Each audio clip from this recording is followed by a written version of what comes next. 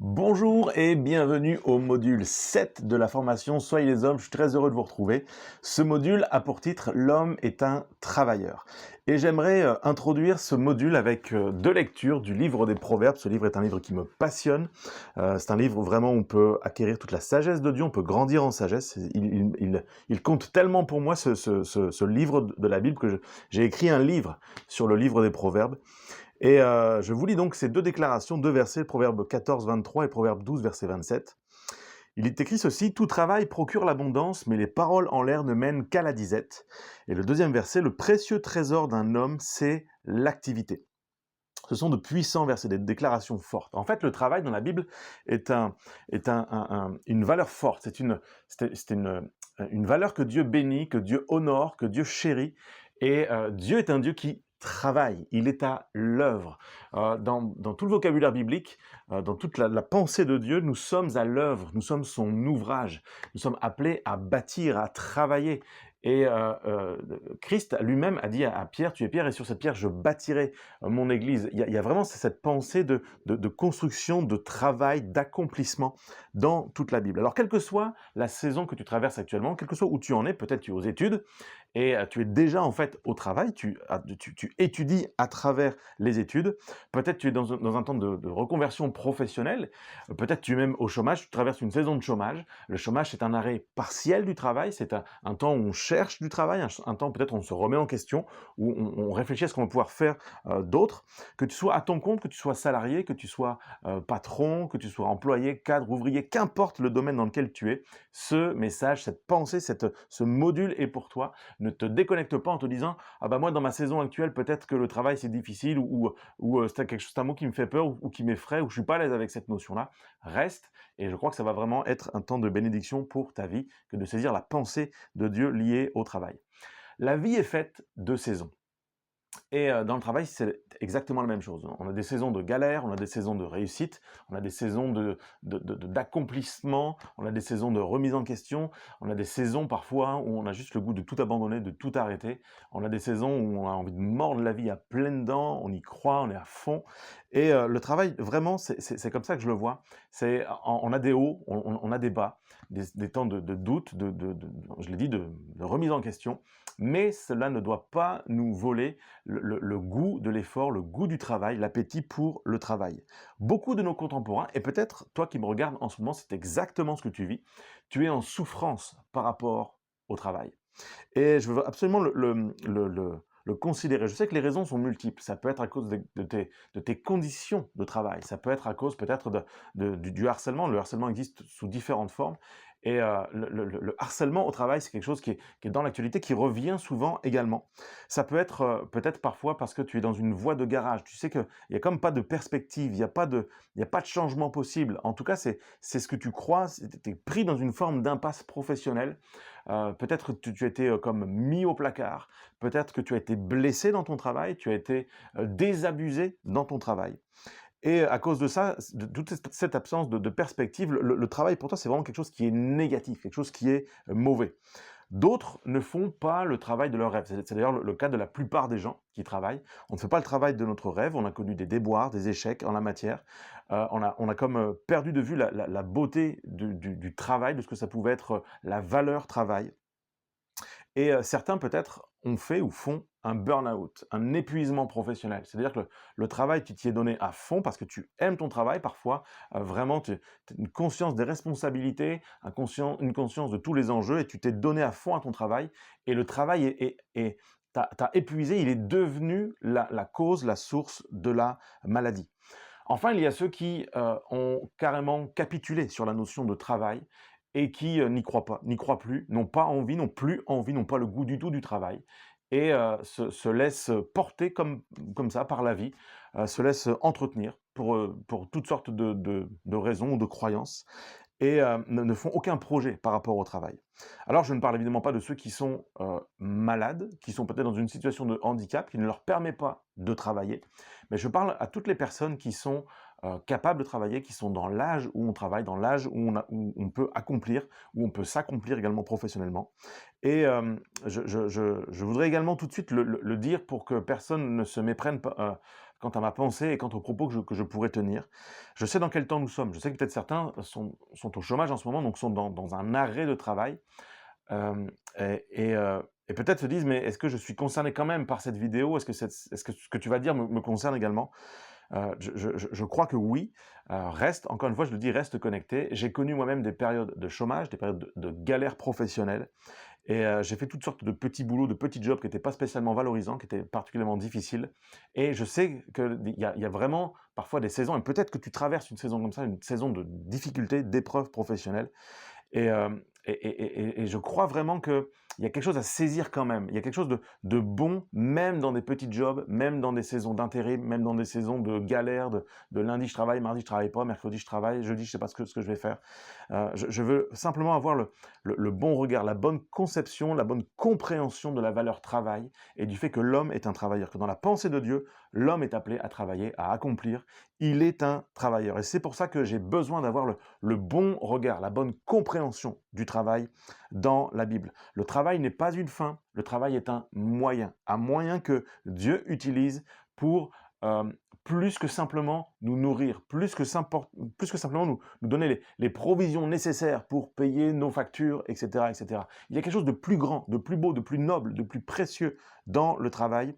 Et je voudrais ici lister les belles valeurs, les belles choses que le travail procure.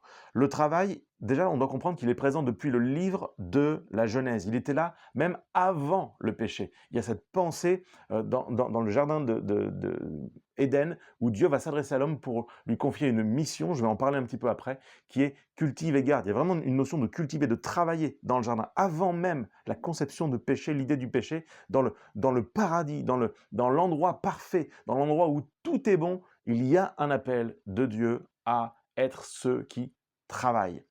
Le travail également correspond à une mission de vie. Encore une fois, je vais revenir sur cette notion un petit peu après. Le travail permet de rencontrer nos besoins matériels, c'est important. Nous ne sommes pas que des créatures spirituelles, nous sommes aussi des créatures naturelles, charnelles, et nous avons des besoins. Le travail permet de rencontrer nos besoins matériels. Il permet de contribuer à quelque chose de plus grand que nous.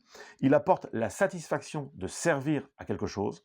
Il nous permet de nous accomplir en tant qu'adultes, en tant que personnes, en tant qu'hommes faits. Il nous apprend la valeur des choses, et ça c'est très très important. On est dans une génération qui n'a des fois plus la valeur des choses. Tout est comme dû. Le travail nous réapprend, nous éduque, nous rééduque sur la vraie valeur des choses. Le travail également nous sort de l'oisiveté et de ses pièges. L'oisiveté, le fait de ne pas travailler, de ne rien avoir à faire, est un piège pour l'homme, et le travail donc nous sort de l'oisiveté.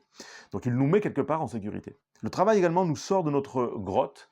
La grotte, c'est cet endroit où je suis seul, coupé du monde, coupé de toutes les réalités. Mais au contraire, le travail nous garde de cette dangereuse solitude pour nous mettre dans la vraie vie avec les vrais gens face aux vrais défis. Le travail également nous permet d'être des témoins auprès de ceux qui nous entourent, qui travaillent avec nous, qui sont au bénéfice de notre travail. Donc le travail est une source, une sphère, un endroit où je peux être un témoin. Et enfin, le travail me permet de coller à la réalité et pas à la virtualité. Alors ce terme, je ne sais pas s'il existe, je l'ai créé peut-être pour l'occasion, je ne sais pas. Mais en tout cas, ce que j'appelle la virtualité, c'est cette idée que je pourrais vivre sans travailler. Et je sais, je le vois parce que sur les réseaux, souvent, on est bombardé de publicités, on est bombardé de posts, de gens, d'entreprises qui nous font croire que on peut devenir riche, on peut gagner de l'argent sans travailler, sans réellement travailler. Alors, vous avez peut-être déjà vu ces publicités, ces bandeaux qui vous promettent monts et merveilles, des revenus en pagaille, de vivre dans des endroits paradisiaques simplement parce que vous aurez investi dans de l'immobilier et qu'on peut le faire même sans avoir d'argent. Je suis un ancien conseiller financier, spécialiste du marché de l'immobilier, et je sais de sources sûres que oui, on peut vivre de l'immobilier, mais il faut travailler, que ce n'est pas sans risque, que ce n'est pas sans rien faire, qu'on n'est pas au bout du monde sur une plage sans rien avoir à faire, et avec juste des loyers qui rentrent comme ça. Il faut travailler même quand on investit dans l'immobilier. Également, un sondage que j'ai vu qui m'a vraiment interpellé, sondage qui a été fait auprès des jeunes Américains, qui rapporte que 86% d'entre eux veut devenir dans la vie comme projet de vie, c'est-à-dire on parle à des jeunes, à des ados, leur projet de vie c'est de devenir influenceur, de devenir youtubeur et de gagner leur vie comme ça. Pourquoi? Parce qu'il y a cette pensée, cette notion que je peux gagner ma vie, je peux devenir riche sans faire beaucoup d'efforts, simplement en me filmant, en filmant ma vie, en filmant ce que je mange, en filmant ce que je fais comme bêtises, en filmant les endroits où je vais, en faisant plein de voyages, en étant payé pour voyager, etc., etc. Tous les youtubeurs qui travaillent réellement, qui gagnent réellement leur vie grâce aux réseaux sociaux et grâce à YouTube le savent, il faut travailler très fort et il faut travailler très fort pour se renouveler, non seulement pour être rémunéré à l'instant T, mais pour se renouveler dans le temps. Et il y a parfois cette illusion de croire que je n'ai pas besoin de faire beaucoup d'efforts pour très bien gagner ma vie, pour au contraire passer beaucoup de temps en vacances, faire beaucoup de choses très fun, et que en fait finalement je développe cette pensée que le travail est pénible et je choisis moi plutôt le confort, je choisis la facilité. Et on est comme ça, c'est dans la nature de l'être humain. Entre deux options, l'option confortable et l'option inconfortable, nous prenons toujours l'option confortable. Et à cause de ça, cela peut nous faire perdre le goût de l'effort, le goût du travail. Or, nous sommes appelés à retrouver le goût du travail et donc le goût de l'effort. Voyez-vous, le fait que beaucoup de gens souffrent au travail pour différentes raisons que j'ai pu citer, ça nous fait perdre le goût de l'effort, ça nous fait perdre l'envie de faire un effort, l'envie de nous mettre dans une situation qui peut être inconfortable. Différentes situations qui sont inconfortables. Ça peut être l'atmosphère au travail, les collègues, la hiérarchie, ça peut être la pression, les moqueries, ça peut être la jalousie, l'absence d'encouragement, ce sont des choses qui sont fortes également que l'on retrouve dans le travail. Là, je ne parle pas des raisons qui ne nous font pas travailler, mais je parle de la difficulté au travail, sur le lieu de travail, dans l'effort. Ça peut être simplement le fait que nous avons perdu le goût de l'effort à cause du goût pour le confort. C'est cette balance en fait entre le confort d'un côté et l'effort à produire pour quelque part avoir du confort. Parce qu'en fait, le confort n'arrive que grâce à l'effort. Et il n'y a pas de réel confort s'il n'y a pas de réel effort. Mais quand je fais des efforts et que mon confort s'améliore, je peux avoir le goût de croire que je n'ai plus besoin de faire d'efforts et que le confort va être maintenu. C'est une forme de piège. Et en fait, quand tu aimes plus le confort que l'effort, tu es une proie pour le découragement. Tu deviens une proie pour les raccourcis malhonnêtes, pour la fraude, pour la triche et pour les excuses qui finalement vont te faire te justifier dans cette dimension de je n'ai plus envie de travailler, je n'ai plus le goût de l'effort, je n'ai plus envie d'accomplir. Je suis comme fatigué de l'effort. Encore une fois, ne nous mentons pas. Le goût de l'effort face au confort, c'est vraiment un paradoxe, c'est vraiment une difficulté. Et l'effort n'est pas confortable, mais pourtant l'effort est nécessaire. Il est biblique, il est important que l'homme retrouve le goût de l'effort. Et nous avons une part ici et maintenant pour le comprendre et pour contribuer intelligemment à la société dans laquelle nous vivons. Alors, j'ai cité plus haut les différents bénéfices du travail et j'aimerais revenir sur un point précis. Je l'ai cité brièvement et j'ai dit que j'allais revenir dessus, c'est notre mission de vie. En fait, dès le départ, dans le livre de la Genèse, l'homme avait pour mission de cultiver et de garder. Et j'aimerais m'arrêter dans ce module sur la notion de cultiver. Le mot cultiver, c'est un mot hébreu qui se dit en hébreu abad. Et abad a plusieurs significations. Je vous les partage. C'est à la fois cultiver, donc ça colle complètement à ce que l'homme devait faire dans le jardin. Cultiver, c'est également un terme qui sert à dire travailler, servir et adorer. Quand Josué, dans la Bible, prononce cette phrase « servir Dieu de tout notre cœur », le mot qu'il emploie, on trouve ça dans Josué 22, verset 5, le mot qu'il emploie pour servir, c'est le mot « abad ».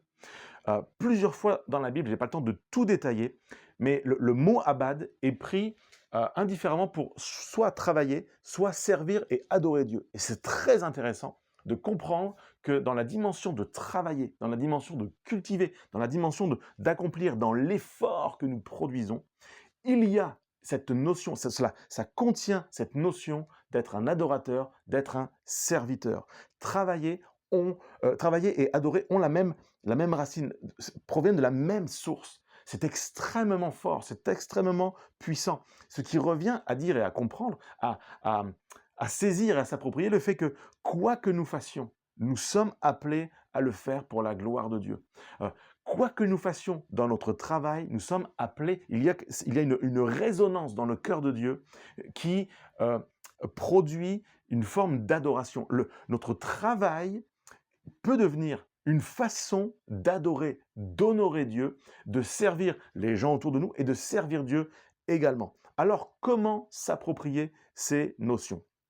Eh bien, j'aimerais t'inviter à changer de regard sur ton travail. Ce n'est pas seulement une punition, ce n'est pas seulement un truc lourd, fatigant, pénible, avec des gens pénibles, avec soit des salariés pénibles, soit une hiérarchie qui est pénible, avec des collègues pénibles, avec des outils de production qui sont pénibles. Le travail peut aujourd'hui devenir ou redevenir, il doit redevenir une façon d'adorer ton Dieu. Regarde ton travail, ce que tu fais, et dis-toi, ok, je vais le faire maintenant, non plus seulement pour un homme, non plus seulement pour une compagnie, je vais le faire pour mon Dieu. Je vais le faire comme si c'était Dieu qui me le demandait.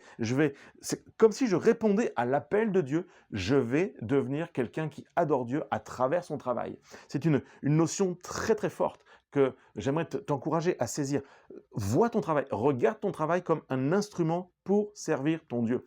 N'accomplis pas seulement des tâches, ne fais pas seulement des choses pour les faire, fais-les comme si c'était Dieu qui te le demandait, comme si Dieu t'appelait à travers ton entreprise, à travers ta fiche de poste, à travers ton agenda, à accomplir des choses pour lui. Ce sera une source de témoignage puissante, parce que ça va changer ta façon de travailler, ta façon d'accomplir. Regarde ce que Jésus a dit dans l'évangile de Matthieu, chapitre 5, verset 41. Il dit, si quelqu'un te force à faire 1000 avec lui, fais-en 2. À quoi ça correspond? À l'époque, en fait, les Romains pouvaient charger quelqu'un de porter leur barda, leur sac, avec toutes leurs affaires, c'était lourd, et ils avaient le droit d'exiger de la population de faire 1000, c'est-à-dire de faire, c'est une distance, de faire 1000 en portant leur fardeau. Et Jésus dit, on te demande de faire 1000, fais-en 2. C'est une façon de dire, va plus loin que ce qu'on te demande. Considère que quand tu fais ça, c'est comme si tu servais Dieu, tu honores Jésus par ton témoignage. Au terme de ces efforts, au terme de ce travail-là, c'est sûr que tu seras fatigué, c'est sûr que tu seras, que ça t'aura coûté quelque chose, mais tu seras heureux d'avoir accompli une parole de l'Écriture. Tu pourras te dire, j'ai adoré Dieu. Et il y a quelque chose de bon qui se produit quand on adore Dieu. Il renouvelle nos forces, on ne se fatigue pas. Il y a une dimension de, je renouvelle mes forces, je puise mes forces nouvelles en Dieu. Je termine ce point en t'invitant à relire le chapitre 3 également du livre de la Genèse, ce fameux passage où l'homme et la femme ont chuté, ils ont déçu le cœur de Dieu, ils ont manqué le but, et Dieu va dire à l'homme spécifiquement la chose suivante, Genèse 3, verset 17, « Puisque tu as écouté la voix de la femme et que tu as mangé de l'arbre au sujet duquel je t'avais donné cet ordre, tu n'en mangeras point, le sol sera maudit à cause de toi, et c'est à force de peine que tu en tireras ta nourriture tous les jours de ta vie. Il te produira des épines et des ronces, et tu mangeras de l'herbe des champs. C'est à la sueur de ton visage que tu mangeras du pain, jusqu'à ce que tu retournes dans la poussière d'où tu as été pris, car tu es poussière et tu retourneras à la poussière. » Beaucoup de gens, à la lecture de ce passage, sont défaits, découragés. C'est terrible. Il y a une punition, un châtiment terrible de Dieu. Et je ne peux pas nier qu'il y a une punition, qu'il y a une correction que Dieu va apporter à l'homme. Et que c'est à ce moment-là que l'homme va connaître par la suite la mort, mais que la mort va entrer dans le monde. Et il y a quelque chose de difficile et de lourd dans ce passage. On retient facilement ronces et épines, on retient facilement sueur, et on a tendance à sublimer ces mots. Et ils sont réels, je peux pas nier qu'ils sont dans le texte. Mais Dieu, dans la correction, dans ce qu'il a fait poser sur l'homme, il y a également une bénédiction. Au milieu de sueur, épines et ronces, il y a manger du pain tous les jours. Il y a une dimension de ce que tu vas faire va produire quelque chose. Donc quand Dieu est venu poser ce fardeau sur Adam, il y avait à l'intérieur, et il y a toujours une bénédiction.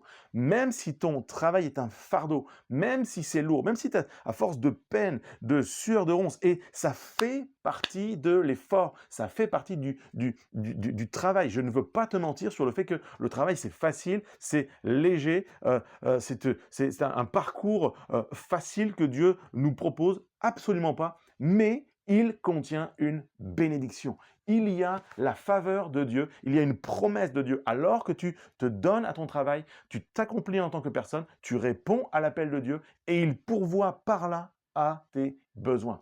Donc j'aimerais vraiment t'encourager à reconsidérer le travail et à l'apprécier. Peut-être un verset pour t'encourager. Ecclésiaste 2, verset 24 nous dit « Il n'y a de bonheur pour l'homme qu'à manger et à boire et à faire jouir son âme du bien-être. » Et jusque-là, on est d'accord, on aime cette portion-là, au milieu de son travail.